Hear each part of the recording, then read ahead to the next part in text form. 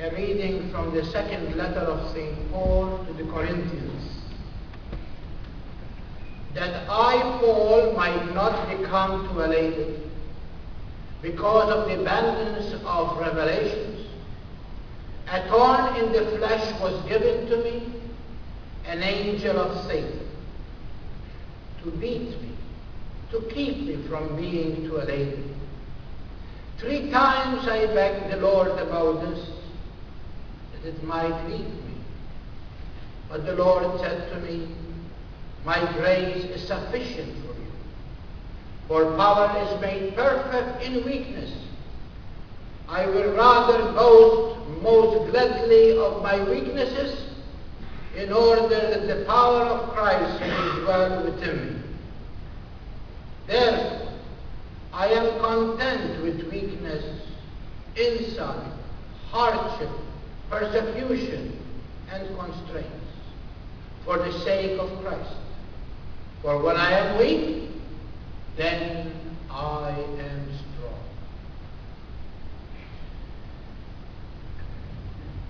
The word of the Lord. St. Paul really understands the message. He understands the message because he knows that the power of the message is not in the one who preaches. And that's why St. Paul, as human and as an individual who loved Jesus, who he himself was very much content that the Lord has revealed to him too much, and the depth of our revelation. But because he knows that humanity is formed in a way that sometimes pride comes in our way, he was given to him a thorn. And the thorn that he has in his side was really interfering with his ministry. And he prayed to the Lord that this will be taken away from him. Not once, not twice, 3 times. And the Lord said to him, as you heard, my grace for you is enough. My dear people, we know that St. Paul knows what he is talking when he put that verse there. Because he knows that not him, but Christ is being preached. And although he is making the motion of using his tongue, his very person and his very body, it is not his words that he is preaching, but he is preaching his word. And that's why Jesus said, it's not you who speak, but the Spirit of my Father speaks through you. Don't worry about what you say, because the Spirit of my Father will put words on your tongue. So when you speak, you will bring to shame those who oppose you. St. Paul also knows that the human nature is full of pride. And because of this, we know that many times when we elevate ourselves and become somebody, power goes to the head.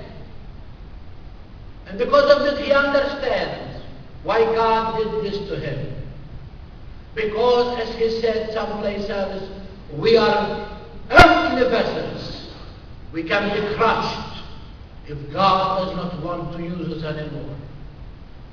We are earthly vessels because we are carrying a message that is not our own. We will break. We will die, but the message remains. That's why St. Paul said what he said, I will rather boast of my weakness in order the power of Christ may dwell within me.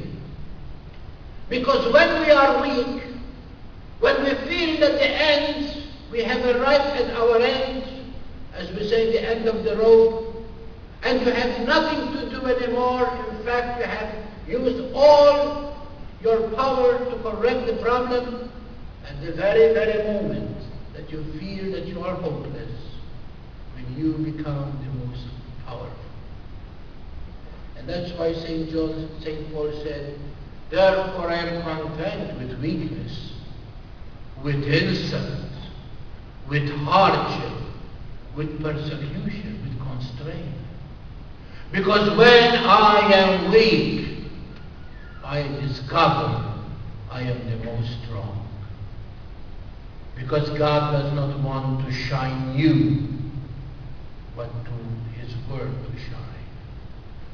When you make your word the word of the Lord, like you are, the ambassador of Jesus, and you are trying to do, your own show and try to impress people, at that very moment, it begins your downfall.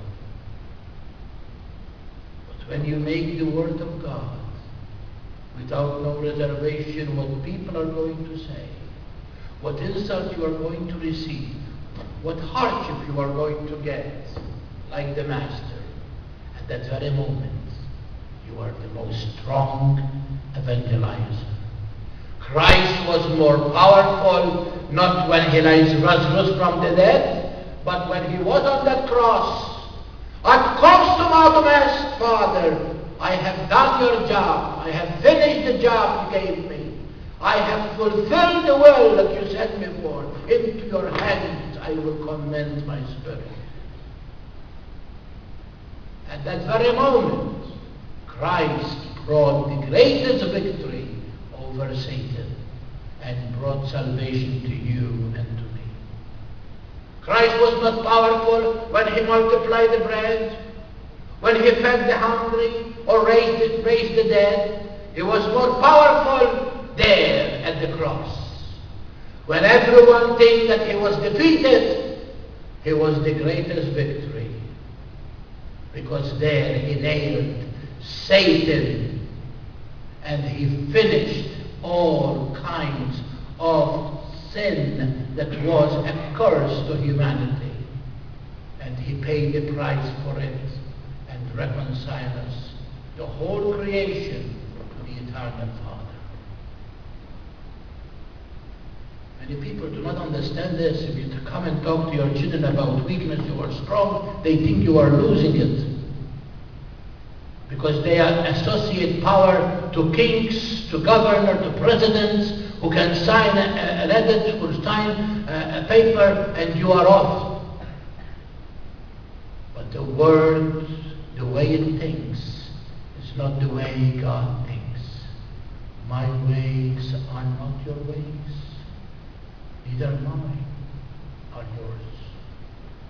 For us people, power is found in those people who have authority. For Jesus, the power is shown in that enslavement that He was clothed with, and He became obedient to the Father. And He said to us, if you want to be pleased by my Father, do the same. Be obedient to the Father. Even to the point of shedding your blood, because they can take your life away from you. They can do any insult to you, but they cannot rob you from your soul. What good it is that man accumulate everything in this life, and in the process he loses his heart? To whom the wealth he acquired is going to? But whoever make me known in front of people, I will make him known in front of the Father. And if you really love me, you keep my commands. And my command is, love one another. And to love is to weaken yourself.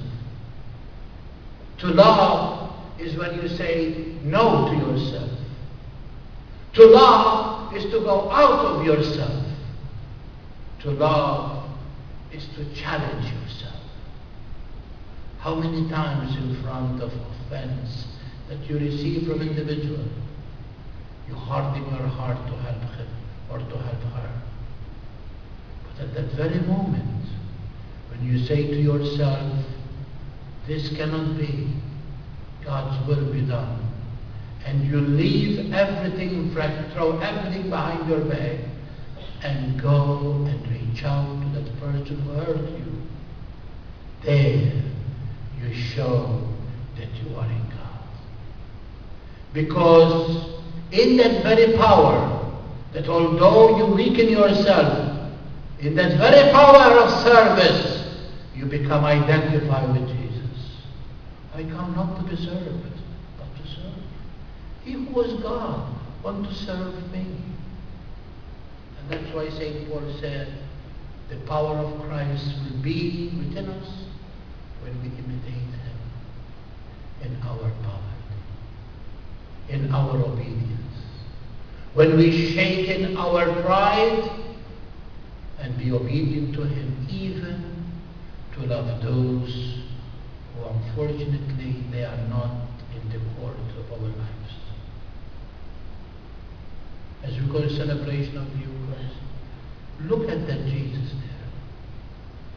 It's not poverty, it's not humility, it's not weakness, but in that Eucharist, the Church survived for over 2,000 years. Because although the weakness is shown in the eyes of the flesh, the power of the Eucharist has overcome many obstacles.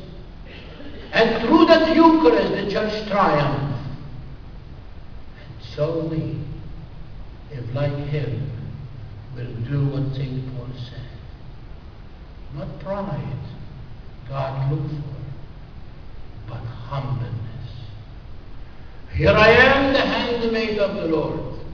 At that very moment, the power of God descended upon her, and she became the mother of the Most High. And those words of Nazareth, she really believed them in her heart. Because not only she lived them then, but she lived them through her whole entire life. Until now, she is still the servant of the Almighty. That she leaves heaven from time to time to come to remind us, because we are her children, to let go of our pride, to obey the commandments of God, to do what her Son has ordered us to do, so she will take us to heaven. Anyone who throws his head up in our church is the beginning of his fall. But whoever humbles himself is the beginning of his exaltation. God bless you.